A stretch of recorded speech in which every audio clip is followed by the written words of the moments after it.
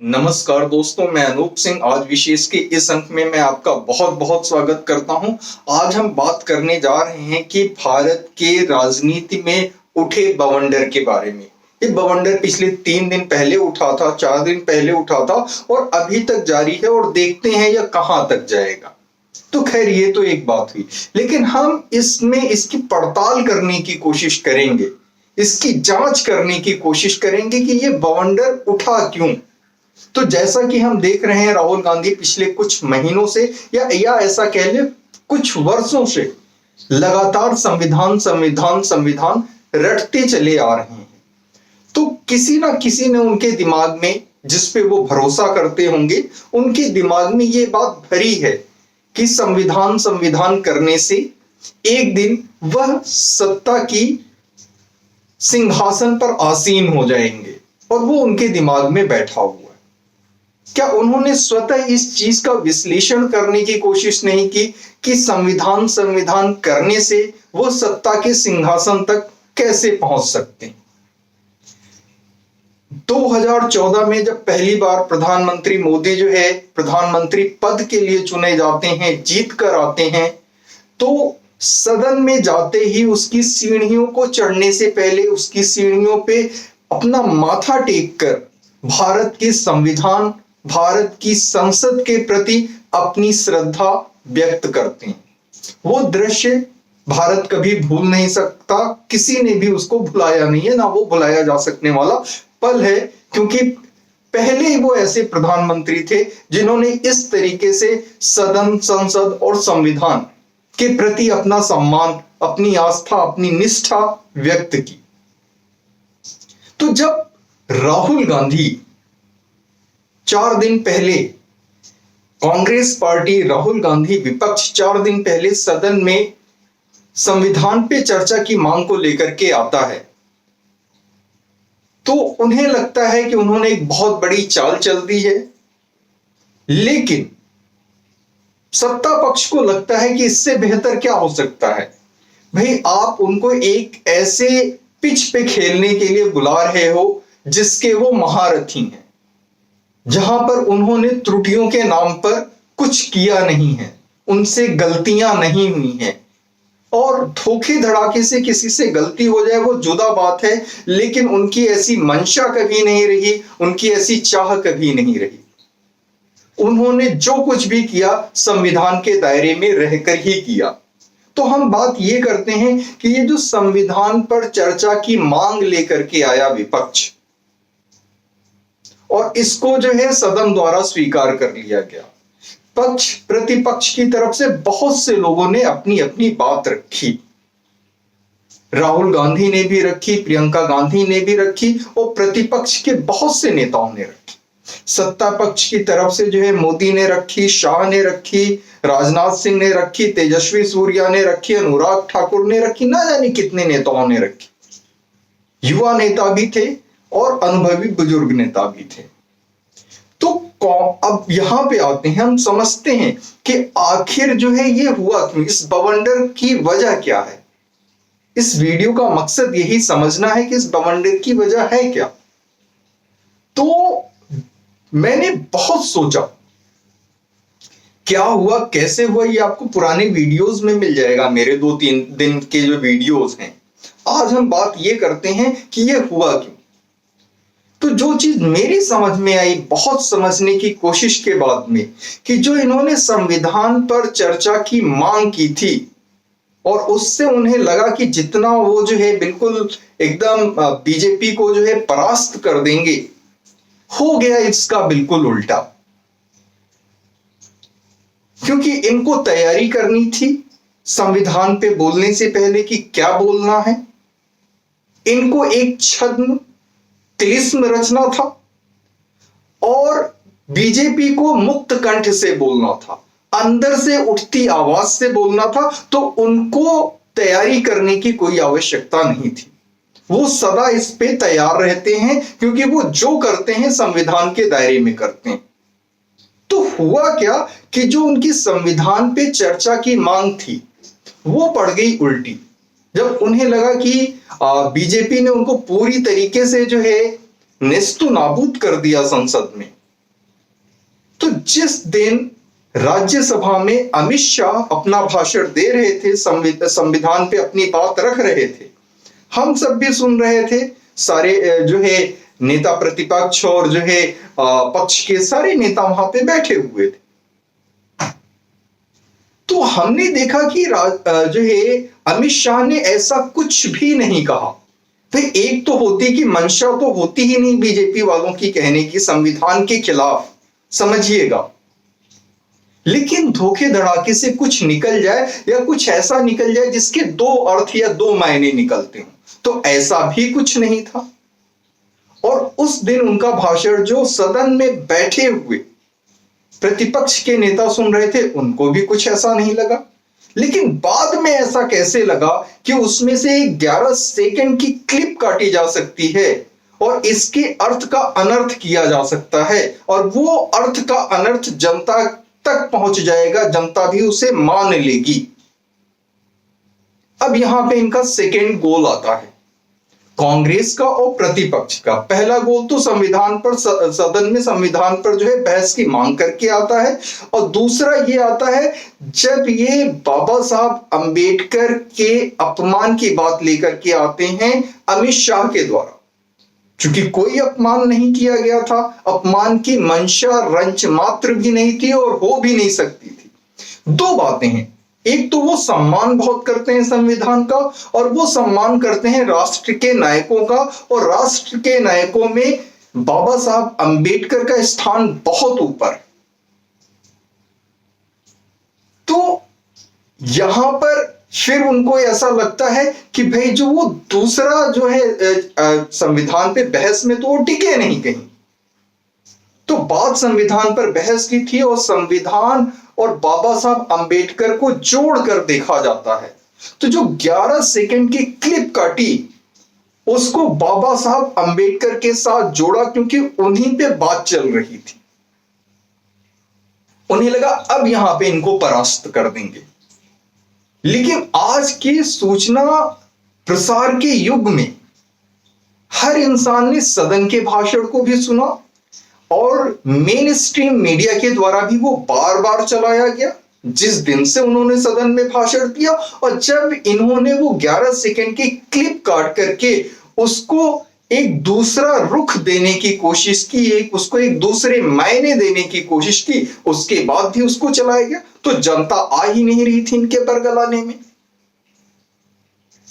जनता को सब स्पष्ट दिख रहा था, सब समझ में आ रहा था, तो इनका नैरेटिव वहां फेल हो रहा था। अब इन्होंने तीसरा सेल्फ गोल किया कि जब वो संसद परिसर में हंगामा करते हैं प्रोटेस्ट के नाम पे, भाई राहुल गांधी कहते हैं कि हम सदन के अंदर जाना चाहते हैं, संसद के अंदर जाना चाहते हैं, ये हमारा अधिकार है, बिल्कुल अधिकार है।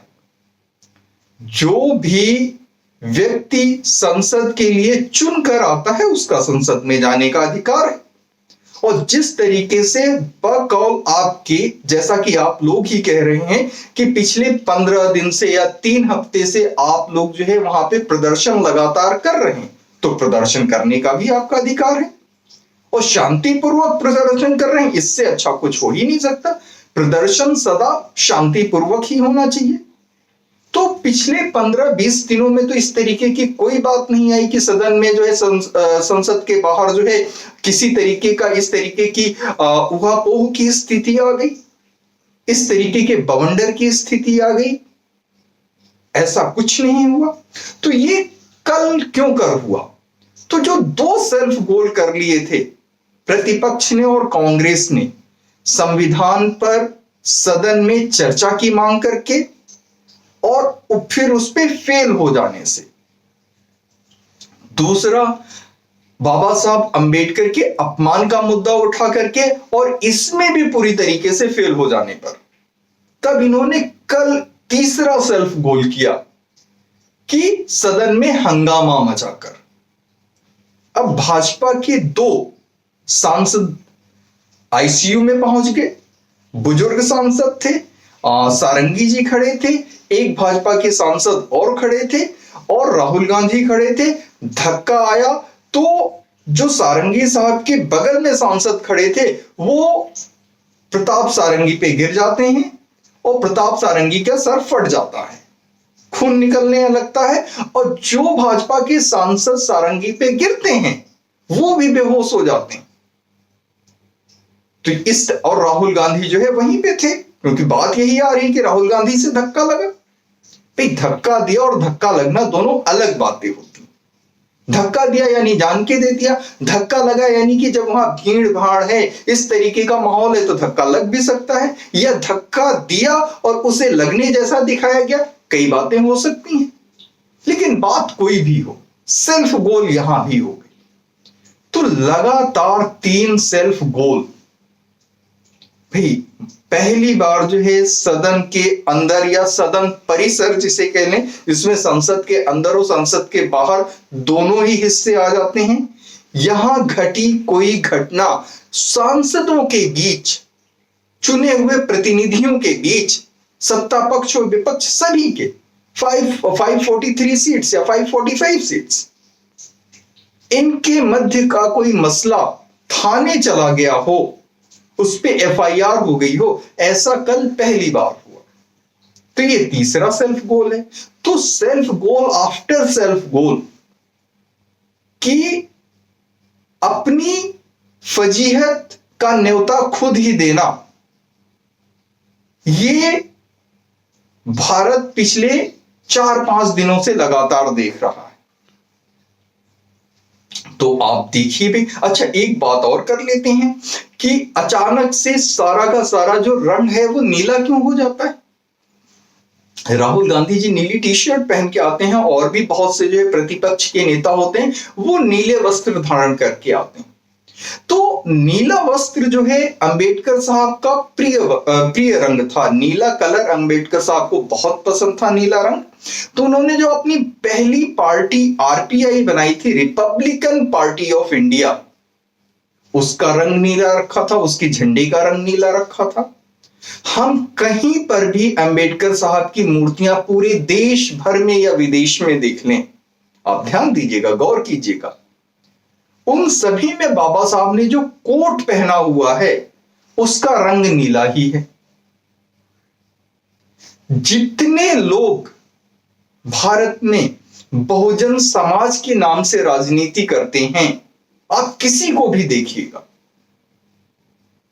आज पार्टी आज शुरू हुई हो, 1 साल पहले शुरू हुई हो, 25 साल पहले शुरू हुई हो, या आज से 75 साल पहले शुरू हुई हो, सभी ने अपने झंडे का रंग नीला ही रखा।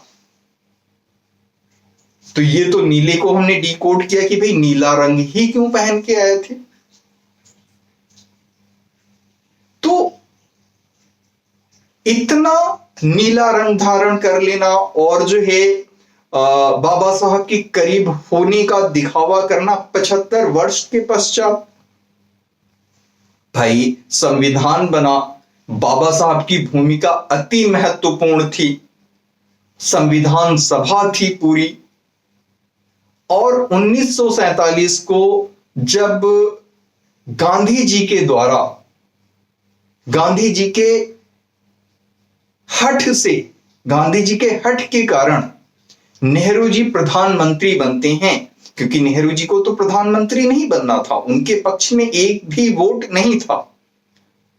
भाई हमारे देश में चुनाव होते हैं 1952 में, देश आजाद होता 1947 में, करीब 5 साल पहले, 4.5 साल पहले। तो प्रधानमंत्री कोई कैसे बनता? तो कांग्रेस की जो कमेटियां थी 15, उनको चुनाव करना था कि किसको वो चाहते हैं उनका प्रधानमंत्री बने। तो 15 कमेटियों में से 12 जो है वो सरदार पटेल के पक्ष में वोट देती हैं, और 3 बाकी जो है कुछ साउथ के लीडर्स होते हैं, कुछ और लीडर्स होते हैं, उनके पक्ष में वोट जाते हैं। अलग अलग 3 भी एक मुश्त एक इंसान को नहीं मिलता है, लेकिन 12 एक मुश्त एक इंसान को मिलता है, यानी 80% वो मिलता है पटेल साहब को। लेकिन गांधी जी जो है पटेल साहब से कहते हैं आप अपना नाम पीछे लें और नेहरू को बनने दें, और नेहरू बन जाते हैं। तो यहां से नेहरू के बनने के बाद में ये सारी कहानी शुरू होती है कि नेहरू के बनने के बाद में देखिए जितने भी बड़े खिलाड़ी थे सारे के सारे एक एक करके जो है गेम से बाहर हो जाते हैं। मैं यह बात नहीं कर रहा कि गेम से बाहर कर दिए जाते हैं या क्या, उस पे हमने बहुत चर्चा की है, आगे करेंगे, लेकिन गेम से बाहर हो जाते हैं। गांधी जी स्वतः गेम से बाहर हो जाते हैं। पहला इलेक्शन 1952 में होता है, ध्यान दीजिएगा। उससे पहले गांधी जी गेम से बाहर, उनकी हत्या हो जाती है। और सरदार पटेल जी गेम से बाहर, सुभाष चंद्र बोस जी गेम से बाहर, जो सबसे बड़े नाम थे, जो भारत के पर्याय बन चुके थे, भारत की स्वतंत्रता के पर्याय बन चुके थे, वो सारे के सारे एक दूसरे जो है इस गेम से बाहर हो जाते हैं। गांधी जी बाहर, पटेल जी बाहर, और सुभाष चंद्र बोस बाहर, श्यामा प्रसाद मुखर्जी भी बाहर हो जाते हैं। और जब प्रथम इलेक्शन होते हैं उसके कुछ वर्षों के पश्चात ही अंबेडकर साहब भी बाहर हो जाते हैं। अब भारत की राजनीति के फलक पे नेहरू के अलावा कोई दूसरा नाम नहीं होता है। वो जैसे चाहें वैसे राजनीति को, भारत को चलाएं, भारत की राजनीति को जिस दिशा में चाहें उस दिशा में मोड़ें। उसी दिशा का परिणाम जो है धारा 370, 35A और जो है चीन से भारत का युद्ध हारना, आदि आदि बहुत सी चीजें। तो ये जो संसद में संविधान पर चर्चा, उसके बाद अंबेडकर साहब के अपमान का मुद्दा ले आना, और उसके बाद जो कल गहमा गहमी हुई, अफरा तफरी हुई, बवाल बवंडर हुआ संसद में, ये 3 सेल्फ गोल प्रतिपक्ष ने कहें और स्पष्ट रूप से कहें तो कांग्रेस ने और राहुल गांधी ने खुद ही किए हैं अपने ऊपर। तो आज के अंक में इतना ही, मिलते हैं फिर अगले अंक में। कृपया चैनल को लाइक करें, शेयर करें, अपने कमेंट देकर के अपनी राय अवश्य रखें और चैनल को सब्सक्राइब करें। YouTube पर मेरी नई यात्रा है, अभी बमुश्किल 2 हफ्ते हुए हैं, तो कृपया चैनल को सब्सक्राइब अवश्य करें। धन्यवाद।